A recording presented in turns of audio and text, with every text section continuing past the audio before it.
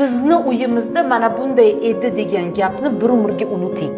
Unuting va hech qachon uyingizda nima bo'lgan, uyingizda onangiz qanaqa oshpaz bo'lganu yoki buvingiz qanaqa ajoyib ayol ekanini qaynonangizga 100 marta aytishingiz kerak emas. Onajoningiz qanaqa deb sizdan qaynonangiz so'ragani yo'q.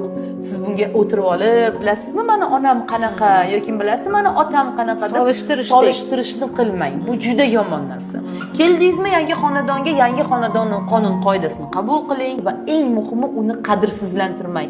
Sizlar noto'g'ri qilyapsizlar yoki bu noto'g'ri, bizning uyda mana bunday deb kamsitmang va qadrsizlantirmang. Sizdan yomoni bo'lmaydi.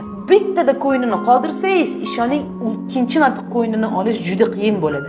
Shuning uchun tilga ehtiyotli bo'ling. Tilim bor deb hamma narsani gapirish kerak emas. Sizlar salgina u yoq bu yog'iga qarab, moslashib, birinchi kelganingizdan ayting: "Oyjon, yangi xonadonga keldim. Rahmat sizga, qabul qildingiz. Men o'ylaymanki, bir umr birga yashaymiz, ahil inoq bo'lib. Sizni hozirdan sevdim. Hozirdan sizni yaxshi ko'rdim. Mana shu xonadonning qadriyatlari, mana shu xonadonning urf-odatlari, udumlari, qo'yilgan qoidalariga rioya qilishga, uni qabul qilishga harakat qilaman. Faqat buning uchun menga ozgina vaqt kerak va bilmaganimni o'rgatib turing. Agar qayerdadir xato qilsam, mendan xafa bo'lmang. Shunchaki bu bilmaganimdan bo'lishi mumkin. Bir yomon noto'g'ri gapirib qo'ysam, joyida meni to'g'rilab keting, men sizni eshitaman deng va sizga aytilgan gaplarni keyinchalik tanqid sifatida qabul qilmang.